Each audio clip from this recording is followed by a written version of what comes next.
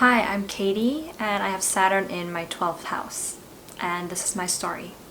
So, when I was growing up, I was growing up with my mom and my dad,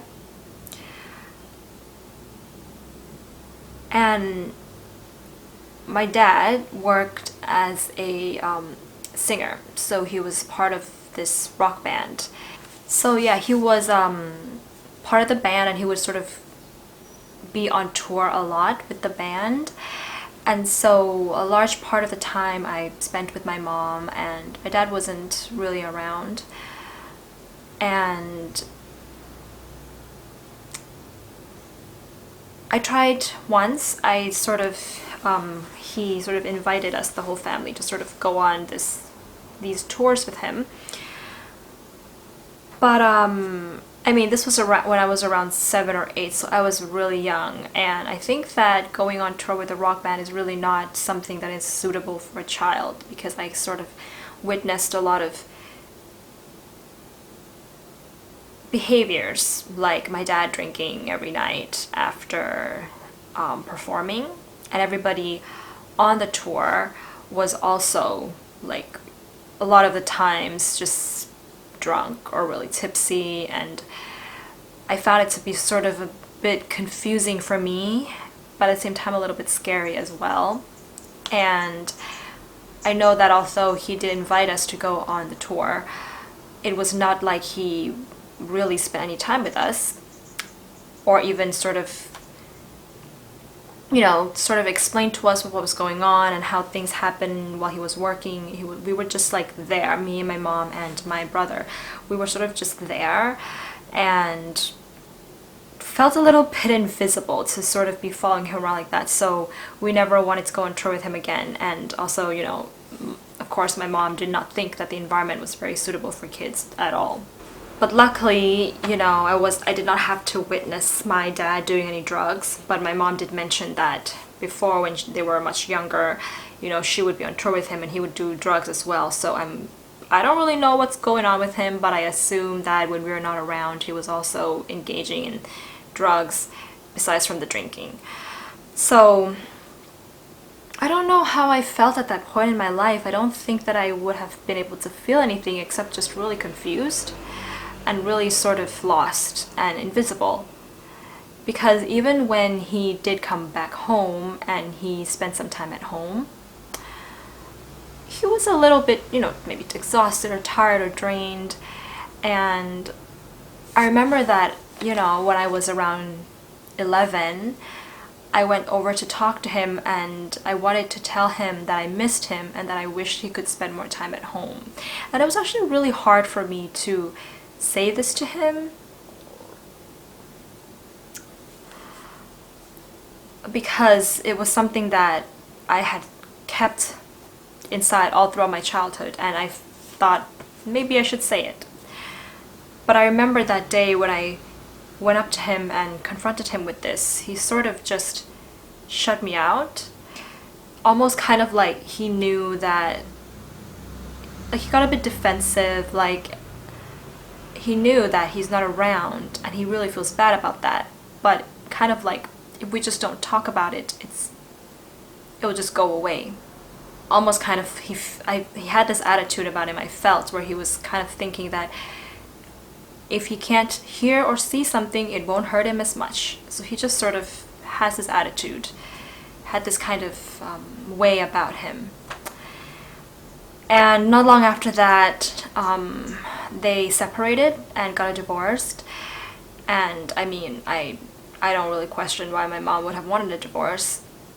And I never really heard from him again after that. So for 2 or 3 years, it was just me, my sister, my brother. It was just me, my brother, and my mom on our own.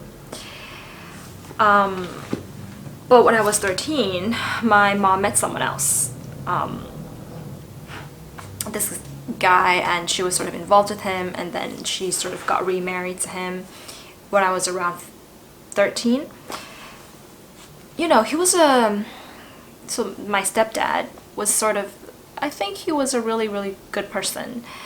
And I felt that he had come to my mom in a time in her life when she was really at a crossroads and she was lonely and hopeless and working really hard to raise her 2 kids.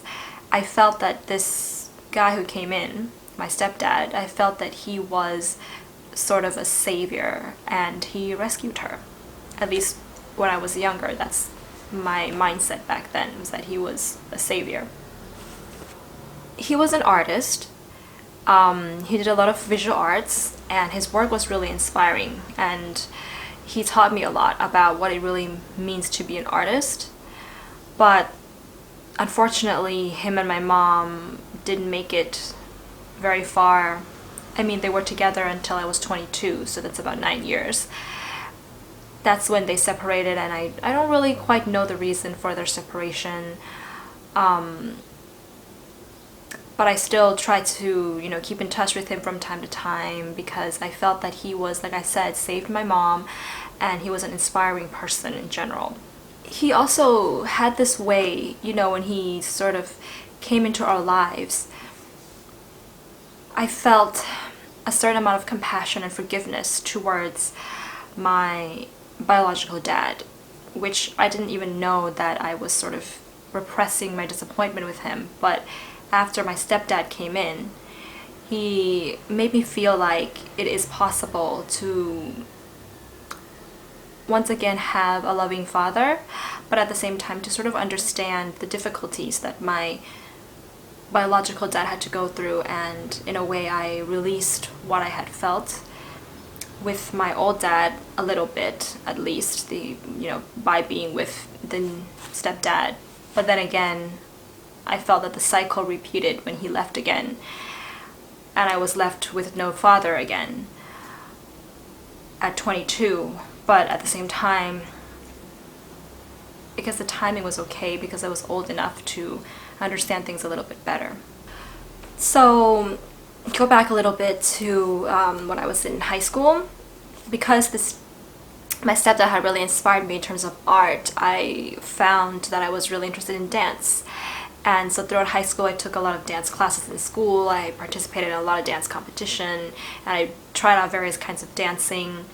And I found that it was what I really loved, but I think that in a way I had identified with it. I thought that I was the dancer, that dancing was who I had become. I had made dancing a part of my identity, and in a way it made me feel seen by people, not because they were there as an audience to give me applause and give me attention, but also because if I could identify with dancing and made it a part of who I was, then if people were to like my work, they were to applaud my work, then they would not just be applauding my work, but they would be applauding me. And at that point in my life, without realizing it back then, of course, but I do realize it now, that was a way of me sort of not having to feel so lost or invisible. It was just a way for me to have an identity, be a somebody. However, after university, when I was around 23 years old, I had to sort of give up dancing for a while because I needed to get a job and I had to take care of all the practicalities of life. And I thought that's just the way life was, and so I got a job at a company, an insurance company, and I worked in the marketing team. And I felt really passionate about that job. I felt that I felt that that job was a part of me now, and I, without really knowing at that point in my life, shifted my identity from the dancing to being an employee, to being somebody who worked for a company and identified with everything in that company. I guess it was, this need to sort of identify with something in life was sort of a little bit of an addiction for me, because I hung on really, really tightly to whatever I could sort of make a part of me. And I don't know why this happened, but I remember that time in my life, after work every day, I would sort of go partying or go clubbing, and I would, have a really large social circle, and I would drink a lot and dance a lot. And when I was drunk, I would dance a lot in the club or at parties, and I sort of became this party girl. In a way, yes, I identified with being the party girl, because I was seen again. And so at that point also, when I had a little bit of alcohol in my system and I could drink a little bit, and I could finally dance, and I felt, I don't know, I was not thinking about it at that point, but I don't know what happened inside of me, in my mind, in my subconscious mind, but like, it was a way for me to get in touch with that passion that I had for dancing, but I could only do it in a sort of secretive manner, or in a manner where I was not aware that I was doing it, so I didn't have to feel guilty for it. Because you don't feel guilty about the stuff you do when you're drunk, unless it's something really terrible. But yeah, and then I would remember that after all the partying, all the dancing, I would run back home. Sort of that weekend, I would just shut myself away from the world just to be alone, because I felt really drained from all the stuff, both work and dancing, the partying. I would feel completely drained and exhausted, and I had all these really strange energy that I picked up, and so I would just shut myself away over the weekend. But it's also really hard because I don't have the best of sleep, and especially when I'm trying to rest the most, that's when I start having nightmares, and they usually come when I'm trying to be alone on the weekends. When I fall asleep, I would dream about, and this is a recurring dream, I had these dreams about being locked up in an elevator, being stuck in an elevator, and not being able to escape. It's just really scary, because I couldn't do anything, and I didn't know if anybody was going to notice that I was missing. What if I just was there and I was just gone, and nobody even knew that I was gone? And I couldn't even do anything about it because it was not in my control. So this was the nightmare, the dream that I always had, and it woke me up in the middle of the night, and that I had to sleep during the day, and my whole day is gone. But while I woke up in the middle of the night, in order to keep me going through the night, I would sometimes just imagine traveling to all these places that I've never been to, and it sort of kept my mind going until I was exhausted again, and then I could actually try to sleep. But I would dream about traveling to these tropical beaches and having a lover with me, and we would have an over the water bungalow, and we would have adventures together and get lost, and maybe we'd do a bit of charity, volunteering abroad together, and all those kinds of fantasies. They really feed sort of, I don't know, my mind, my soul at that point in time, and it would sort of get me back into sleep again, with the hopes that I wouldn't have any more of those nightmares. And this would happen. It was like a loop every day. This was my life throughout my 20s. I don't know what was going on. But, when I turned 28, I was still in this loop, but my drinking had gotten a little bit worse because, I would have higher tolerance for alcohol, and then I would sort of drink more to get drunk. And so I started to drink, and then sometimes I didn't know my own limit, and the amount of alcohol that I consumed was way too much. And there was this one day, I was home alone after the parties, and I had these sleeping pills.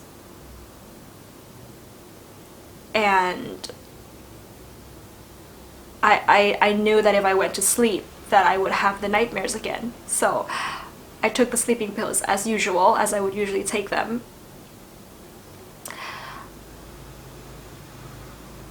But I thought, you know, they never really worked. I mean, of course they would help me to sleep, but I had to take more than usual to really be in a deep sleep so that I don't have the dreams.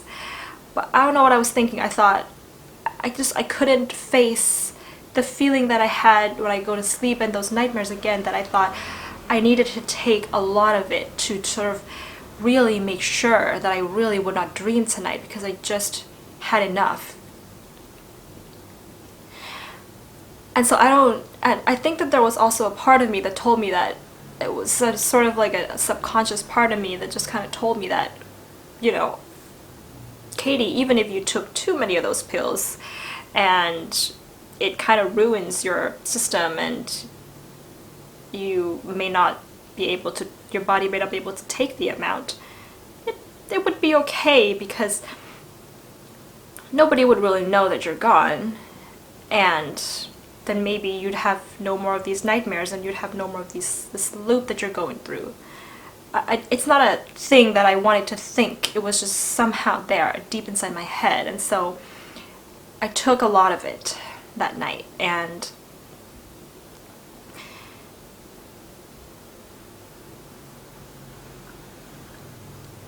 the next thing I knew was I woke up in the hospital because, you know, my neighbor was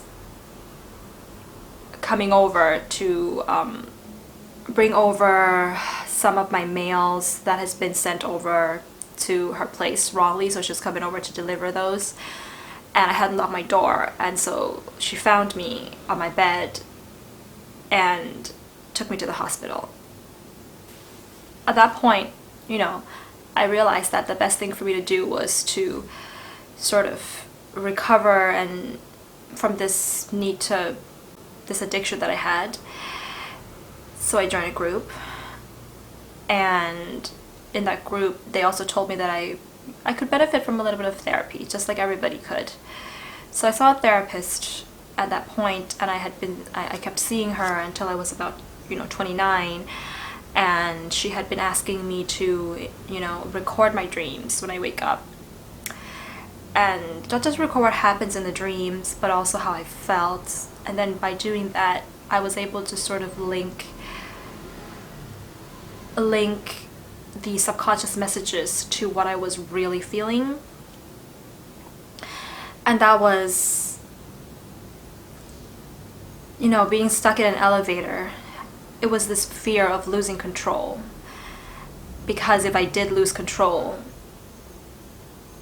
it would be like the traumas that I had regarding my father, because I had no control over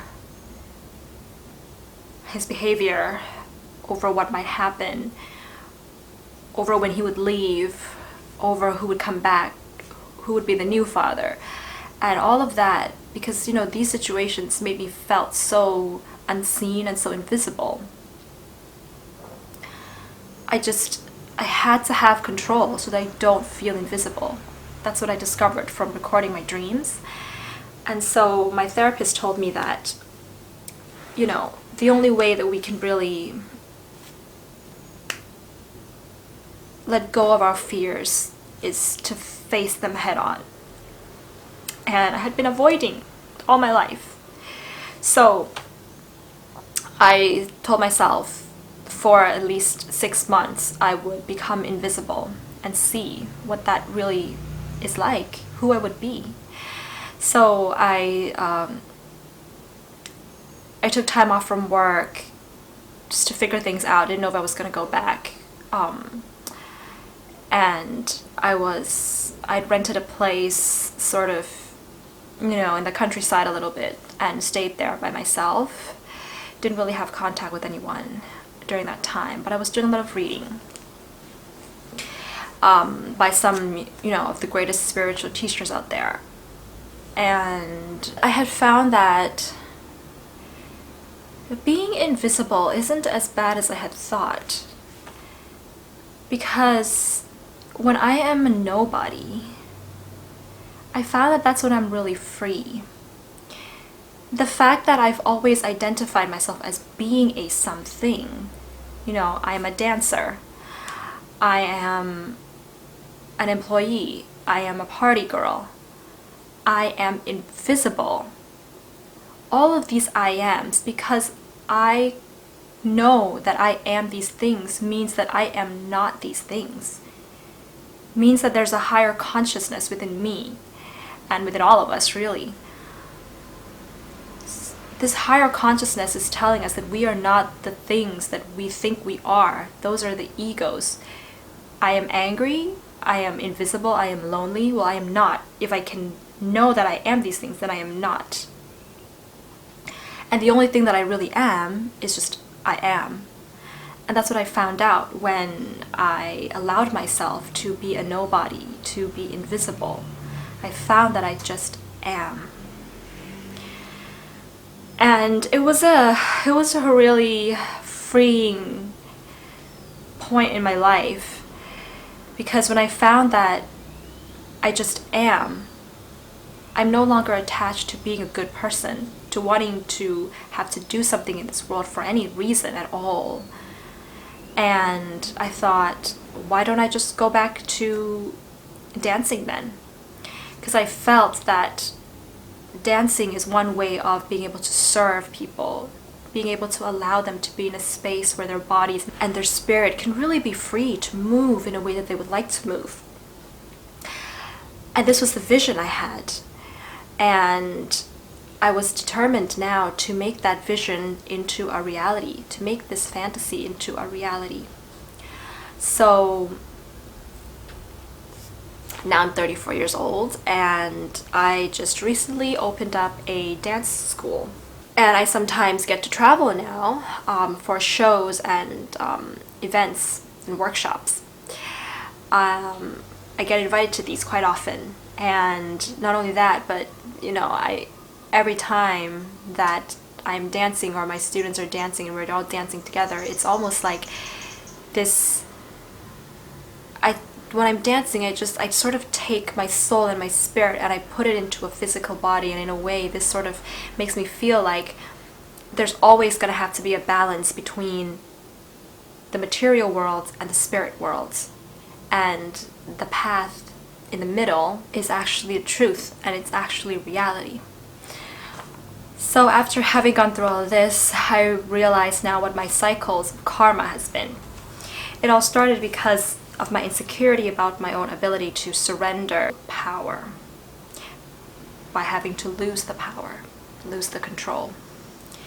So I overcompensated for this by never wanting to lose control. So I, controlled my life's practicalities. I even tried to establish and hold on to my own identity and individuality.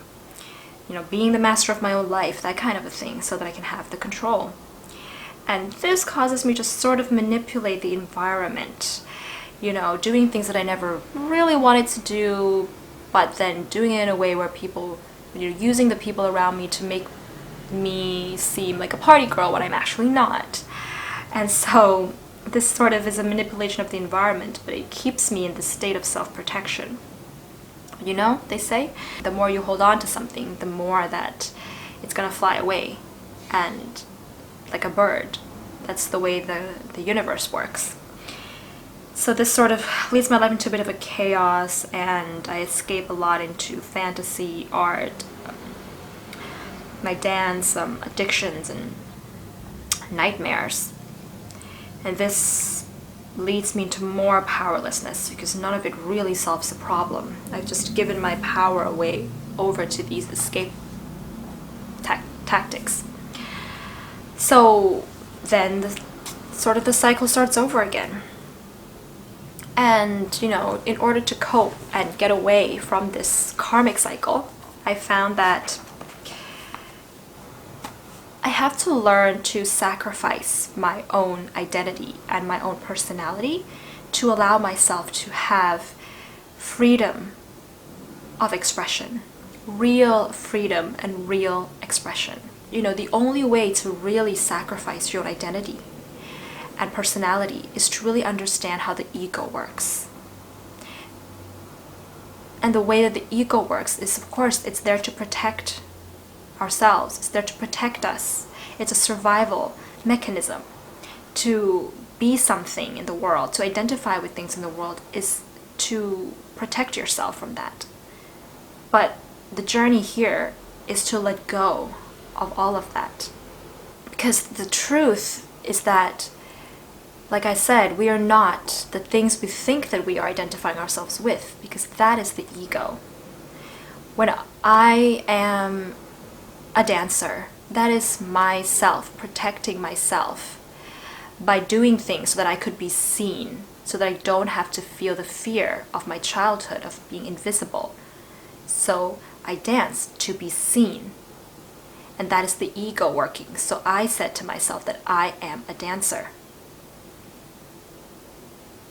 But then the higher consciousness, like I said before, is the realization that if I am a dancer, if I can know that I am a dancer, then I'm not a dancer, because what I am is the consciousness that knows that I am the dancer. So I just am. I am consciousness. Everybody is consciousness. That's all we really are. And when we could really understand that,